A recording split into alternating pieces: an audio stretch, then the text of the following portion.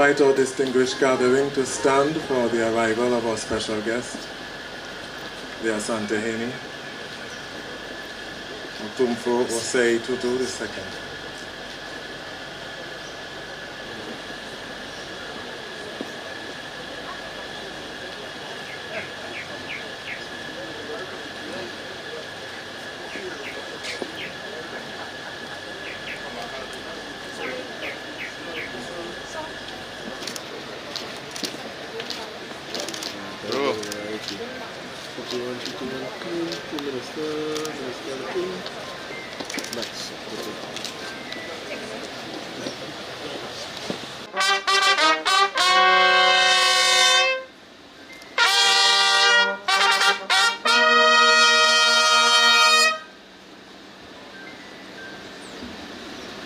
We please remain standing for the national anthem.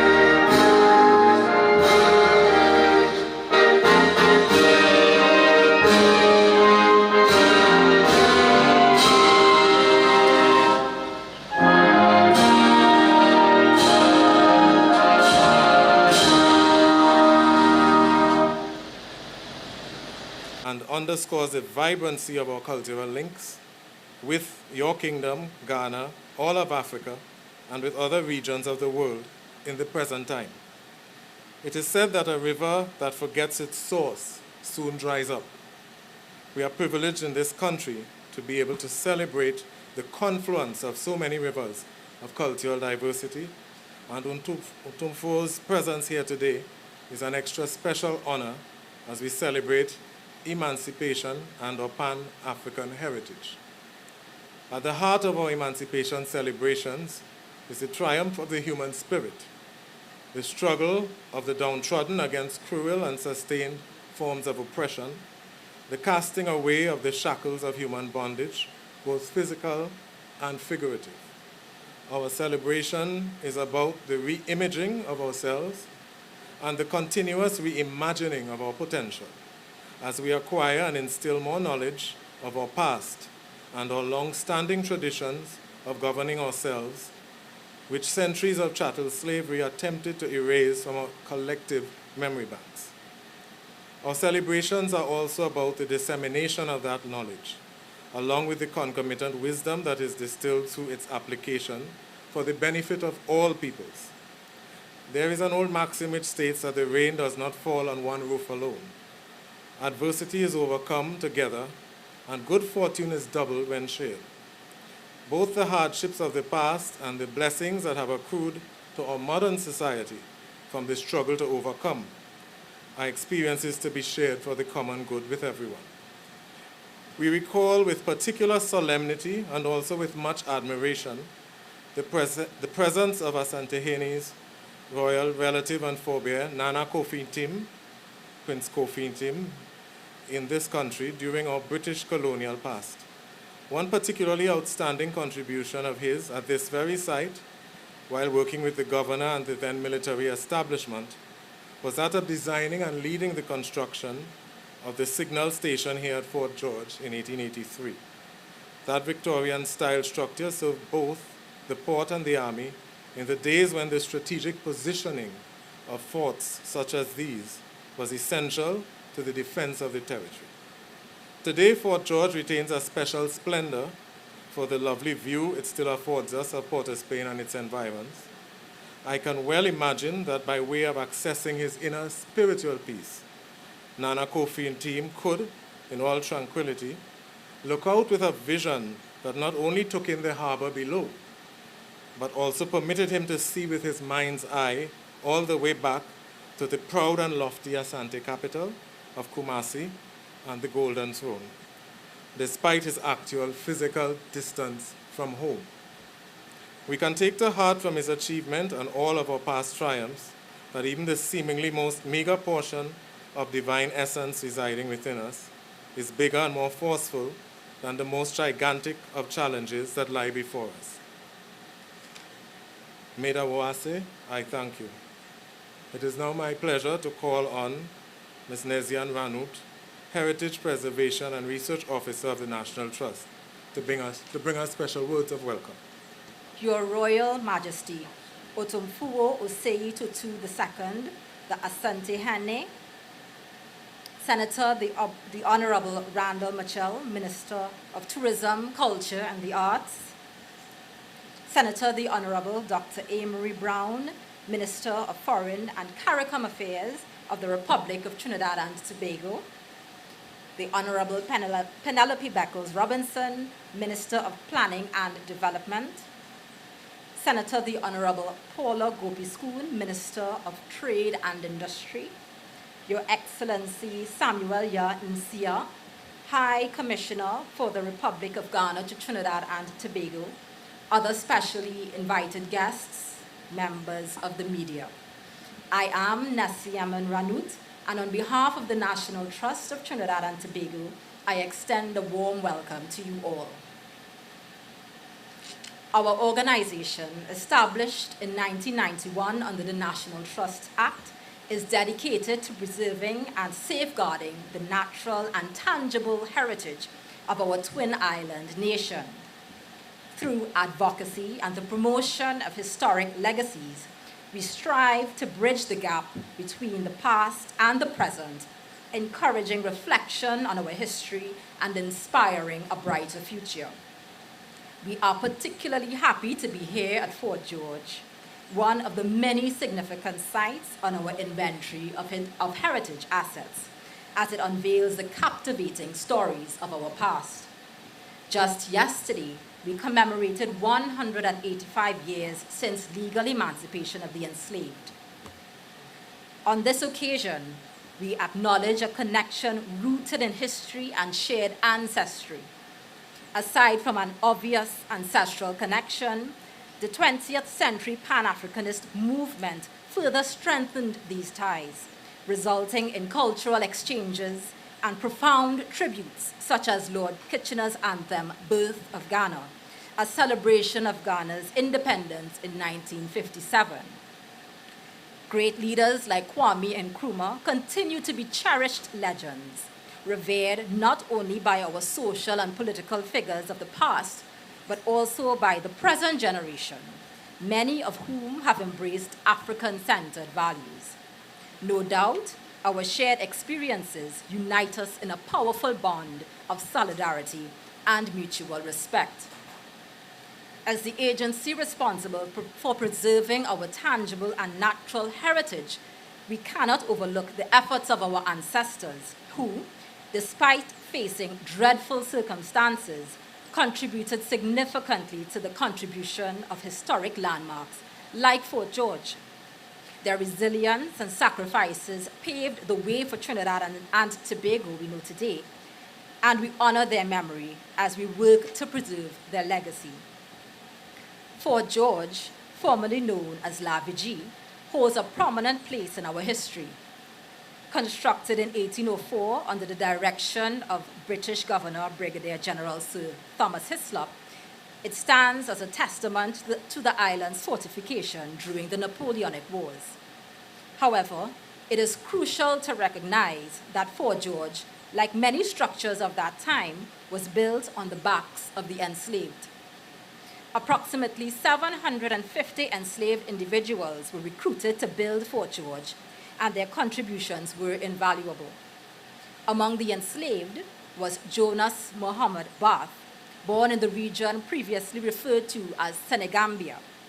Bath's leadership and influence were pivotal in overseeing the construction of the fortress. Over 80 years later, and after the legal emancipation of slavery in Trinidad and Tobago, Prince Kofi Nti, his true name Nana Kofi Ntim, emerged as another notable figure in Fort George's history. He was born into the Ashanti royal family in southern Ghana as the son of King Kari Kari, the 10th ruler of the powerful Ashanti Kingdom.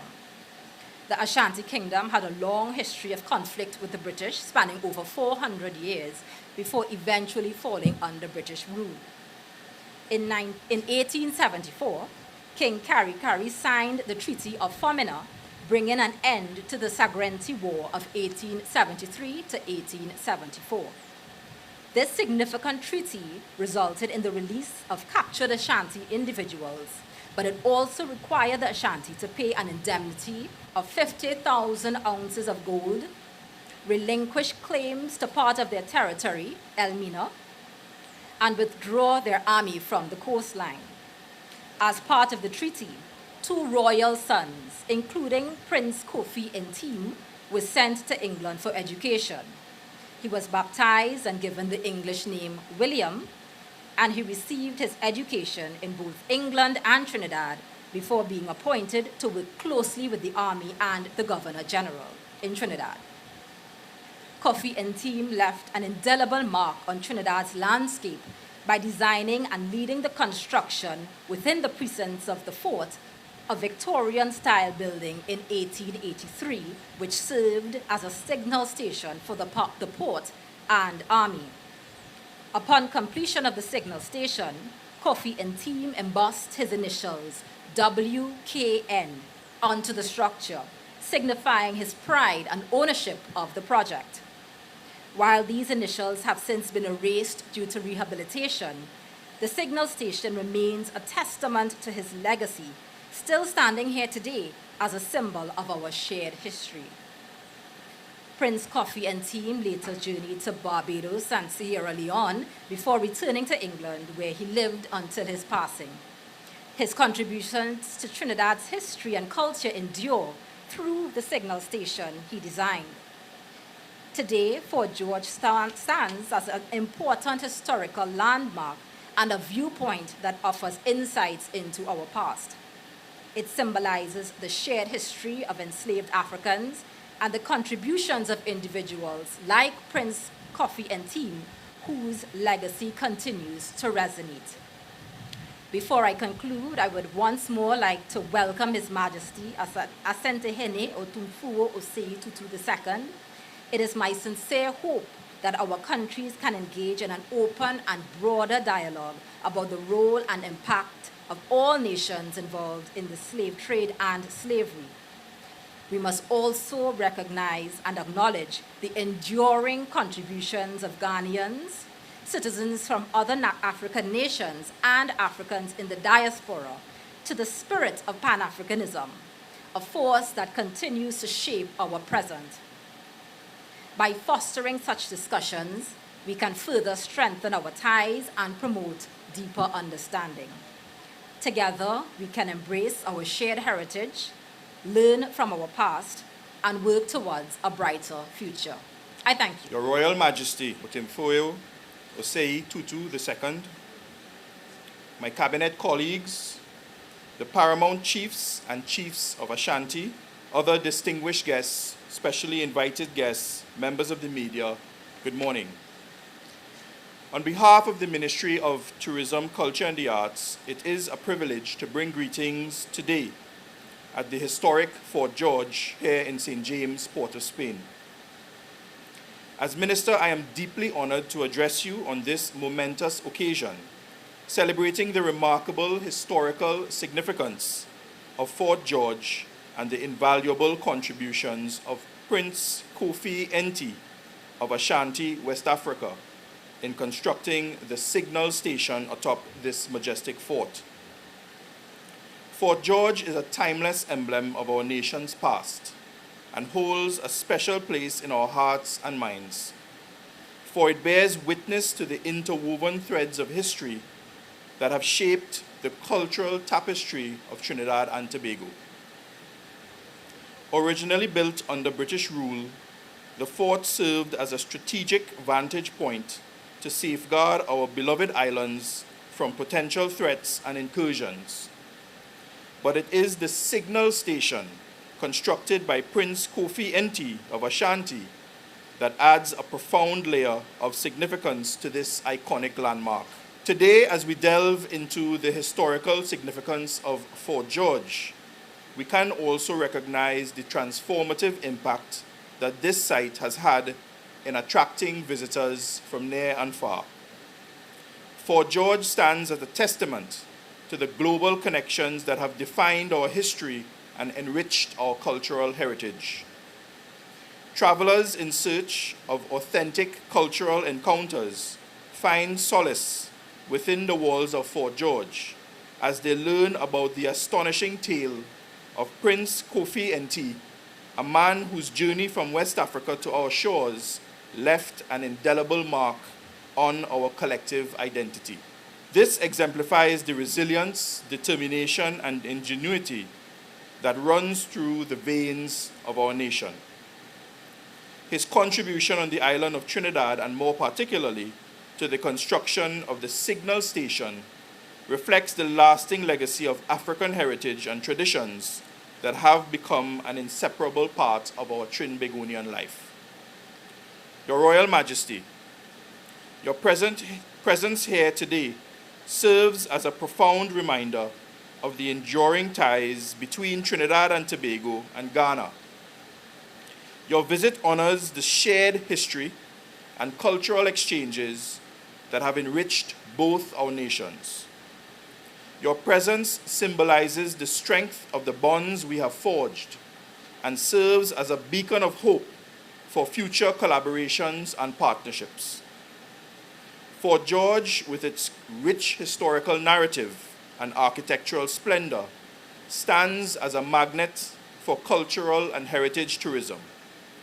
And to ensure its continued significance, we continue to invest in its preservation and promotion. In conclusion, this fort serves as a living testament to the unity of our past and the richness of our shared heritage. Let us join hands in celebrating the tapestry of our history, embracing our cultural diversity and welcoming all comers to experience the magnificence of Fort George and the spirit of Trinidad and Tobago. Thank you for this opportunity to give these brief remarks, and may this commemorative event be etched in our hearts forever. I thank you. Thank you.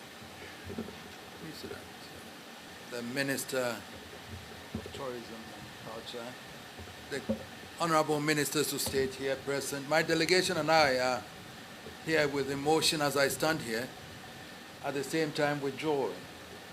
Emotion that in as far back as 1881, as the occupant of the Golden Stool, Kofi Enti then is my son. And he comes here after he's been taken to Britain, where the British thought that they were going to school him to come back and educate my people, as if we didn't know what we were doing, and that to be schooled in English, as if because my language was not acceptable, to come back and Christianize us. But then the two sons who were taken away, one died, and then one, Kofi Enti, because of tuberculosis, they decided to send him down to Trinidad because the weather was similar to Ghana. And this is the edifice that I see here that he came to design and then construct.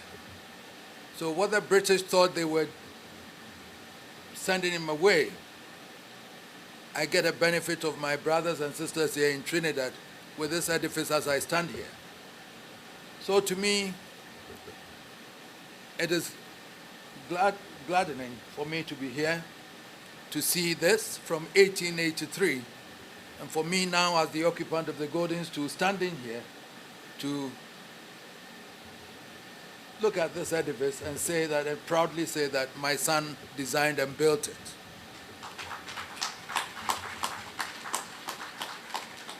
That goes to inure to the relationship between Trinidad and Tobago and Ghana. And this affirms the resilience of the black people, that we cannot and we shall not be conquered or subdued by any other race but ourselves, to develop and then to know that we are, civilization started from Africa. And whether we like it or not, that is how it is. And we have to accept that. The whole world has to accept that civilization started from Africa. It is from Africa that mankind developed into Asia and everywhere else. And therefore we should feel proud that as blacks, my son built this house, designed this one, and therefore I stand here with pride, and I come to Trinidad.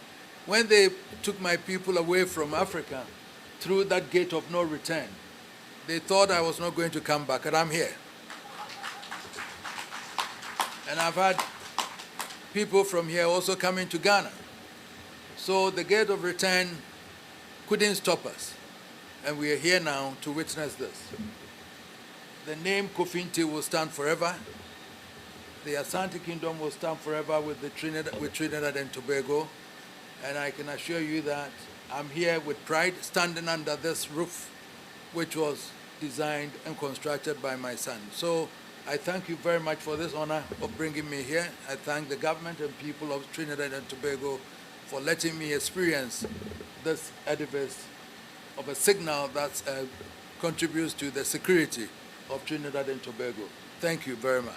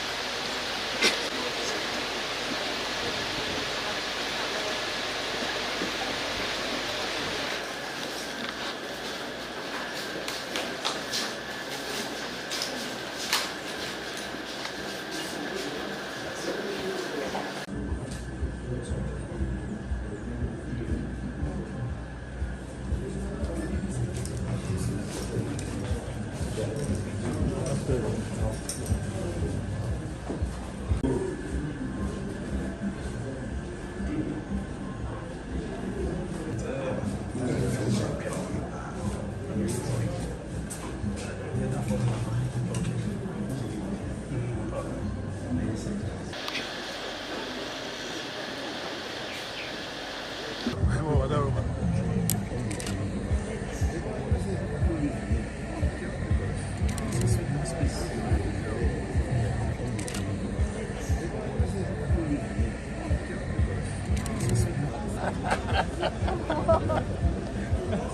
Stop planning.